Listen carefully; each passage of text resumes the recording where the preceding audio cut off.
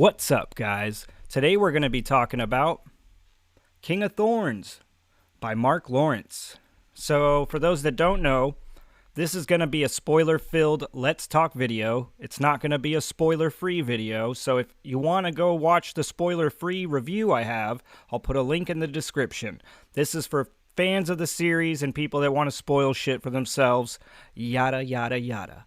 And also, guys, I just want to say that this thing has been really hard for me to shoot. Every time I try to shoot it, it ends up, like I'm an hour in and I haven't even hit the memory box yet. So for those that have read the book, that's very early in. So in effort to keep this thing a little condensed and at a watchable, amount of minutes, I'm just going to try to consolidate everything and just kind of break stuff down as highlights. Yeah. Let's get into it. Okay, so the first thing I want to get into is the story structure, because we know it's told on two different timelines. We have the current day Jorg Ancrath's wedding day timeline, and then we have the 4 years previous timeline. And I have heard people give criticisms of why it wasn't told in a linear format. Like, why didn't we just pick up from Prince of Thorns and just work straight from there? Like, why all the hopping around kind of business? My, personal feelings on that is I don't know why. Yes, I understand that it could have been told linear, but I'm glad it wasn't, because this gave me a chance.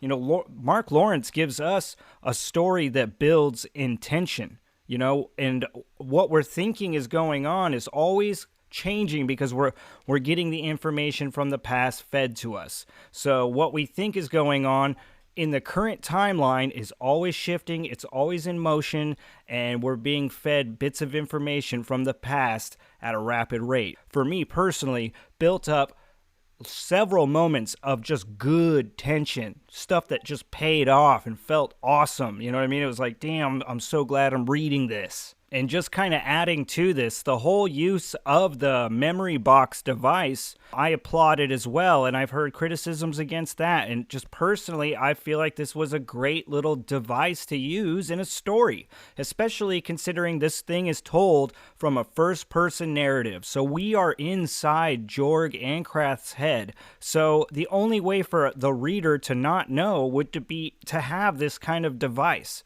So this, once again, adds to the tension of the story by keeping the reader in the dark while still keeping them in the mind of the protagonist. Now, another part of the story structure are these journal diary entries of Catherine. Now, the funny thing about this is we're kind of distracted in a way by this because we're getting a different perspective of the Broken Empire. We're getting to see things through a fresh new set of eyes.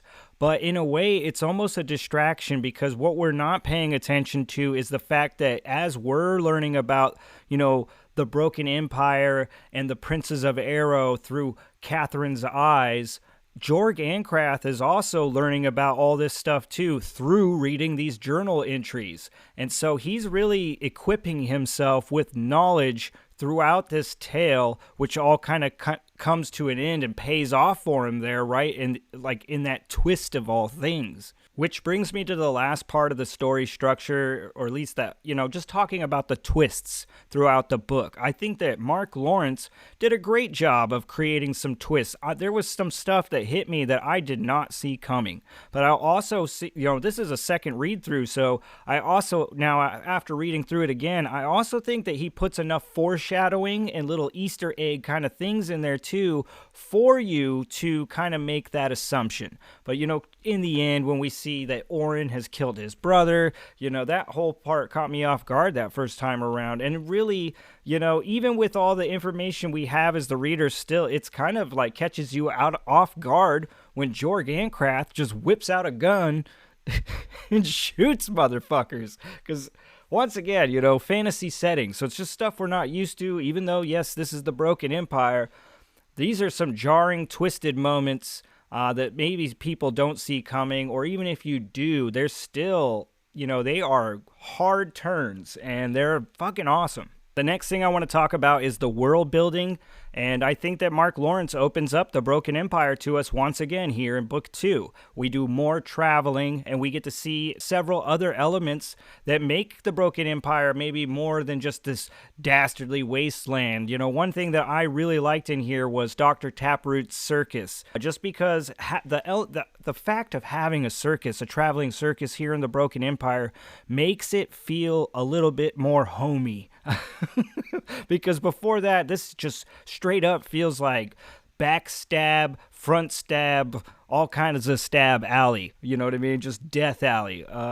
But with the fact that there's a circus there, it just kind of makes you feel like, oh, people do come out and they gather and they get together and they witness the sights. You know what I mean? There is some like normal day living happening in the Broken Empire. Jorg and the Road Brothers will travel north, and this brings us to Maladon, and we get the Heimrift. So this is interesting because it brings a different culture also to us here as the reader, because we basically have been dealing with like Renar and Ancrath and this little area who all seem to kind of have the same customs. But when we head north and we start dealing with the characters in Maladon, man, you automatically start to understand that there's different ways of life here for them and these people, which is cool. It's like introducing a new culture, as well as we start to introduce things that are, supernatural / fantasy aspects when we get to see the trolls there in the caves, when the whole back and forth with Gorgoth, which is a really cool fucking moment because we get our Lacrota big ass barbarian kind of character versus the trolls, and he does like a muscle wrestle off or whatever. Whatever you want to fucking call it, and he wins and then gets the respect of the trolls, and now we got trolls on the fucking team. The world building really is a slow burn throughout this trilogy, and this book's no different, but when it starts to reveal itself, it just hits really hard. And I do think part of this Maladon part of the book, the whole deal with the magic system and the world building being somewhat intertwined. We have the character of Farrakhan, the fire mage or the fire sworn character, and how he lives in a volcano. This whole thing is just really well written, and it plays out awesome. I love the back and forth between Gog, Farrakhan, and Jorg. It's sad, right? Because this is when we lose poor little Gog. But we also know that this is when Jorg Ancrath gets Gog's powers basically like imbued into his scar, which is once again just this craziness of the world building and the magic system that has been intertwined and slowly being delivered to us by Mark Lawrence. Another interesting part of this like Maladon part of the book, as far as world building, magic system, lore goes, is from what I can remember, I'm pretty sure this is also our first introduction to the Volva, which are like the witches here. And we get Akatri, who is basically creepy as all hell, and we get her, throwing the runes for Jorg, and we know that Jorg doesn't really like what he sees when his runes are thrown, because we know one thing about Jorg Ancrath is he does not like other people deciding his fate, and also, obviously, the runes do not give him good news. But I just really liked this part of the book because up until then, we had not been introduced to any Volva or anything like that. And from going on out from here and into the other trilogy as well, we know that the Volva do have a pretty good part to play here in the Broken Empire. Last but not least, Mark Lawrence will also bring us to the Horse Coast, where we will get to meet some of Jorg's ancestors, as well as get introduced to some more of builder technology, right? This is where we meet Fexler Bruise, and we kind of understand that Jorg went on a mission, but we don't really get to see much of that until the next book. But either way, it's really cool, right? Once again, Mark Lawrence is opening up the Broken Empire and giving the reader a taste, something more than just, the walls of Tall Castle or, the haunt back in Renar. Which leads me into the next thing I want to talk about, which is just the book's builder technology. Mark Lawrence's, world building and all this stuff, like the builder technology is obviously a part of that, but it's also kind of its own thing as well. And damn if it's not fun as fuck to read about it and kind of like watch it pop up and you're like, oh, I know what that is, because it's not always so straightforward. So part of this builder technology, it's not only awesome to see it hit the pages, it's also kind of fun to try to decipher what the builder technology is. Like, is it something that we use in our day-to-day life? Or is it something very highly technologically advanced? Either way, like I said, the builder technology is such a fun part of these books. And right out the gate, we get hit with a couple pieces of it, probably the funniest ones, the watch and the little clapping monkey. And this makes, it gives our road brothers a good chuckle right out the gate, which really gives the reader a good chuckle as well. We are laughing along with our brothers and getting ready to gear up for this dastardly ride. There's another piece of builder technology. I believe there's a snow globe, but the other ones that we really want to highlight and talk about here are going to be obviously the view ring that Jorg Ancrath acquires from Fexler Brews.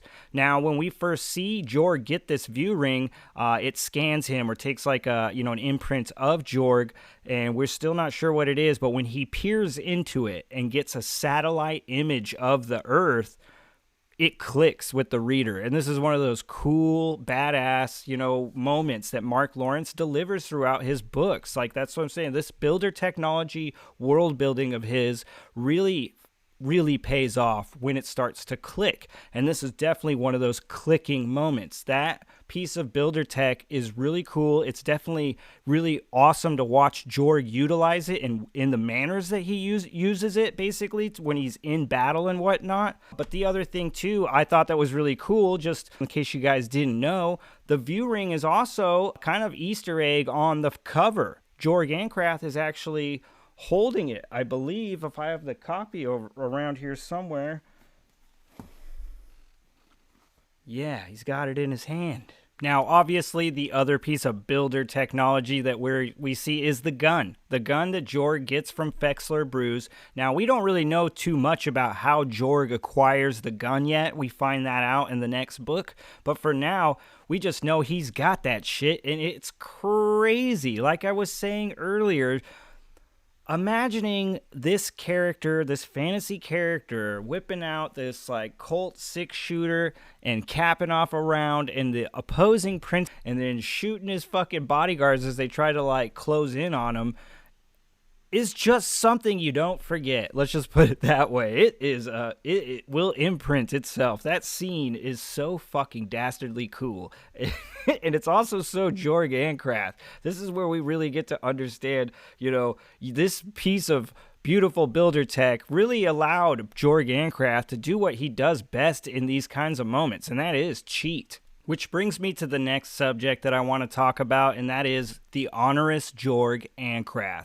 Because in this book, King of Thorns, this is a massive amount of character development for our young protagonist. Because in book 1, Prince of Thorns, most people hated Jorg. Most people didn't even continue on to book 2. So this is something, right? Because obviously Jorg has grown up a little bit, so just in maturing that in itself, we get a different Jorg Ancrath. But also, very key to remember that also Jorg Ancrath is now separated from Corian's control magic, so he's no longer under the spell of like being compelled to wreak havoc on the Broken Empire. So that, and as well as just growing up, we're getting a much more changed, a different version of Jorg Ancrath. One maybe that still people have a hard time and struggle to get behind, but one that is not such a fucking like putrid monster, grimdark for grimdark's sake, whatever, all the, whatever, the stuff that you guys call him, you frickin' bullies. Yes, I realize that was ridiculous. Anyway, the character development of Jorg Ancrath is without a doubt, through the roof in this book. And I think right out the gate, you start to see that, we get a little glimpse of Jorg and God's finger while he's climbing the mountain there. And just that in itself is almost a representation of how Jorg Ancrath is becoming a man. We also see that Jorg Ancrath has been running a kingdom. You know, what we know on the 4-year previous timeline, he wasn't doing such a bang-up job. He was just kind of whoring around, and, you know, Gog is burning shit down and whatnot. But then we see also on the current timeline, we know that there are people actually in his kingdom that somewhat respect him. They also fear him, but they do also hold some shreds of respect because of his actions, you know, maintaining this kingdom. And especially when we saw that whole scene where, you know, it's kind of like a gesture of mercy when Jorg gives the little dying girl like the painkiller medicine. And, you know, that obviously goes a long way with her parents. Like I said, these are huge strides for our young psychopath. You know what I mean? Because this is a guy who's actually acting. He's playing the role. He's being responsible. He's not just stabbing people in the throat.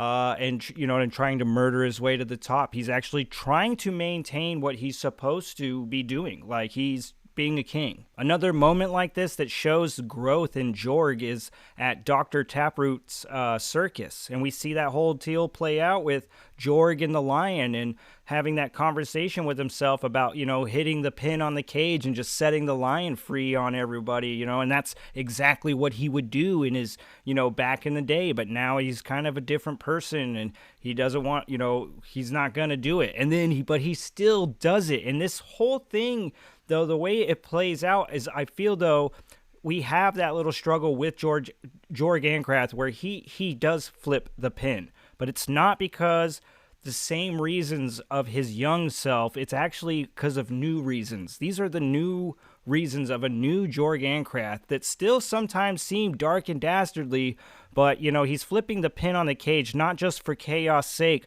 but also just maybe to let the chips fall where they may because they're supposed to fall where they may. Another obvious area that Jorg Ancrath has for character growth is his relationships with his Road Brothers. Now, in Book 1, the Road Brothers didn't exactly feel extremely fleshed out or get a lot of love.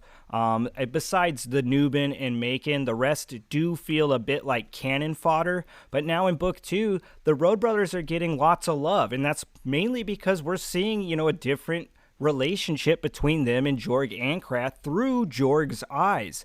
And I felt this immediately the first time I read the book, like with the relationship between Jorg and Michael. Now, Michael is he's the idiot. He's the brother's dummy. And it's kind of this like endearing relationship when you have, you know, dumb old Michael asking Jorg these stupid questions, but Jorg kind of, you know, he just plays along with it. Instead of like, you know what I mean, like being a cold-hearted bastard, he like entertains Michael along the way. And then when we see Michael get killed, and we see that whole scene with Jorg, where we get the red Jorg scene at the fort where he kills everybody because they killed Michael, like, that is fucking amazing to me. Yes, it's dark and bloody and violent and visceral, but to me, this was like the huge shining moment the first time I read it, where it was like, holy fuck, like Jorg Ancrath loves his Road Brothers. And this fact really gets rammed home when we see Jorg Ancrath kind of cover for Sim when Sim gets jumped, and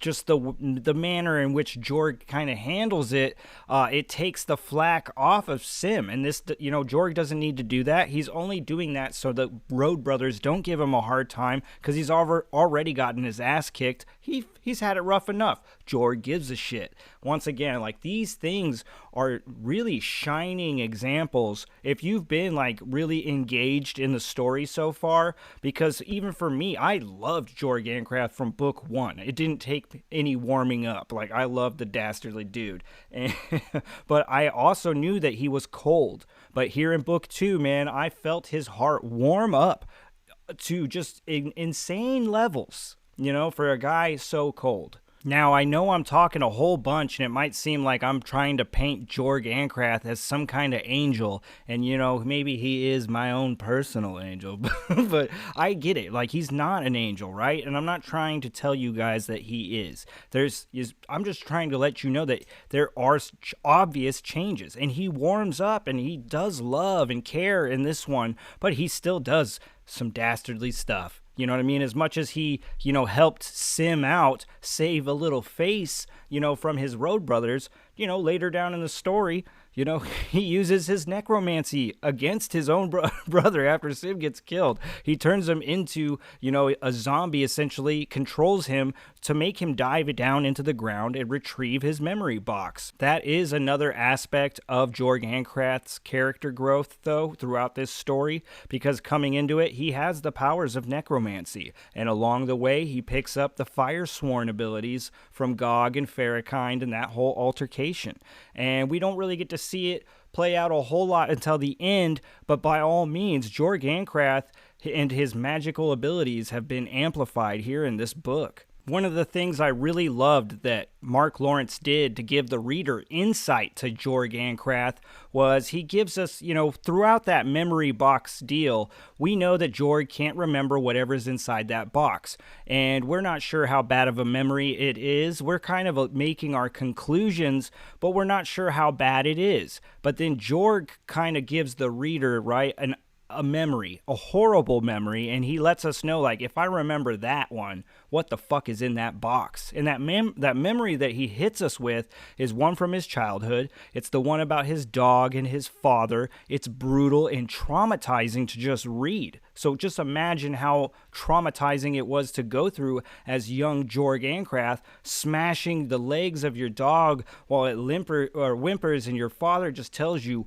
"One more, Jorg." Like, fuck me, right? But like I said, because Jorg Ancrath can remember this but doesn't remember what's in the box, it causes us to draw all sorts of crazy conclusions. And I guarantee you there are a lot of readers out there that thought the worst of Jorg Ancrath, that he must have done something, despicable. But the neat thing is as we reveal what actually went down, Jorg in some ways becomes less and less of the bad guy and just a dude being played by other people that are the true bastard sons of bitches of the Broken Empire. And speaking of true bastards, this leads me to the next thing I want to talk about, the death of Sages. Because, man, what a satisfying character death. There are plenty of times when a character dies and it could bring you to tears, or at least tears, of sadness. This kind of character death will bring you to tears of joy. God damn, I never wanted a dude to die more in my whole life, probably, than Sages. And so it was just like a slice of pure ecstasy when he gets his fucking head cut off by Jorg Ancrath. And the whole deal of how Jorg kind of figures that out is awesome, because obviously it catches Sages very off guard in that, oh fuck, I'm fucked moment. So good. So dark and delicious.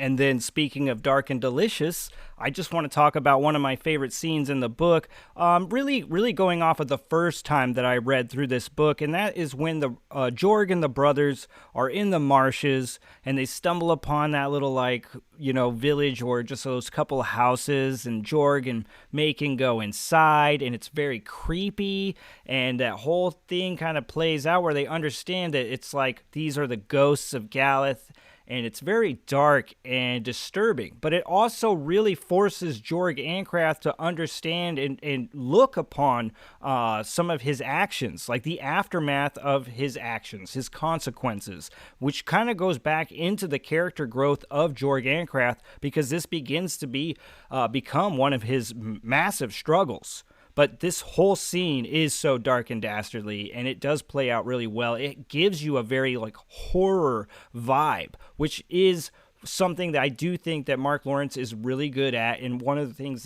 in his grimdark books is he knows how to deliver a very creepy, dark horror style atmosphere. And this whole little scene in the marshes was definitely one of my favorite, and I loved revisiting it. Bravo. Another thing I really loved about this book, and really just all the books in this trilogy, is the character of Macon. We know that Macon was sent out to, gather up young Jorg Ancrath back in Prince of Thorns, but for whatever reason, he doesn't get Jorg. He just joins up with Jorg and the Road Brothers and just, ensues in the chaos. But here, this kind of presents some issues, right? Like, as the reader, because you're like, what the hell kind of motive? Why didn't he bring him back to King Oladan? And not only that, like, why has he failed so miserably at any kind of a like male role model for Jorg? But then we kind of get into book 2 here, and I will say, like, you start to see that like paternal instinct from Macon towards Jorg. Like, he kind of almost acts like a parent, like a worried parent. Like when Jorg wants to, duel the prince early on and all this stuff, he's just kind of constantly watching Jorg's back more than a brother. It feels like a father, son, like mentor, apprentice kind of relationship at times, which is something I really, really enjoyed while, reading this. But there is a line that Jorg can cross. We see that when Jorg makes Sim into an undead that he can control, and we watch Macon put the sword to Jorg's throat and tell him, like, if you ever do that to me, and that's an intense moment, because it's the one that it's probably one of the only moments where we really see that kind of level of, strife and just, fuck you kind of towards Jorg from Macon. But the thing I love the most about this book is we get a glimpse into Macon's motivation, one that's just been kind of plaguing us as the reader. We're going, like, why didn't you return Jorg to King Oladan? Or why haven't you just tried to be the voice of reason for him, at least, along the road? And, this conversation we get between Macon and Jorg, it starts to kind of make the sense, right? Like, Macon tells Jorg, he's like, man, you know why I didn't bring you back? Because I believed in you. Your little kid spouting off this crazy shit, and I believed it. And, it goes into this whole deal where also, we've learned that Macon is a father. He was a father and a husband, and he lost, his wife and his daughter. This stuff plagues him, and he tells Jorg about, he's tired of war. He wants it to be over, and he wants Jorg to unite the throne and be the emperor. And it's funny because at this point Jorg goes like, well, don't you think the Prince of Arrow would be better? And Macon looks at him, he goes, I don't think he's gonna win. It's just, this is the stuff, man. This is the stuff that really made me fall in love with this this trilogy. But those characters, the characters within this story, I just have a huge part of my black heart, and it's moments like this. All right, guys. Hopefully you got some level of enjoyment out of this. There's a million things I want to talk about. Like I said before, I've tried to film this thing several times. I keep trying to break down the narrative to the nitty-gritty detail, and these things end up becoming, hours long. So trying to just kind of get it dialed in. Yes, this is beyond abridged, like very short. As far as, a huge, like, spoiler breakdown. It's not even a spoiler breakdown anymore. It's just a consolidated chunk of my opinions, which don't mean much, if you ask me. Anyway, oh, man, I'm just trying to get this thing going, guys. I want to get these thoughts, feelings off my chest, into these videos so I can push this show forward, because I'm trying to end this thing, guys. I'm trying to get Emperor of Thorns and Wheel of Ostheim buttoned up before the end of the month. And so, yeah, that's why I'm trying to do this and get it all wrapped up. And I'm just talking out my fucking neck hole at this point, so sorry. Okay, guys, if you're new, please like and subscribe. It really does help me grow the channel. And I know it is a shit show of a channel, but trust me, it's fun too. Anyway, fuck me. You know what time it is. Peace.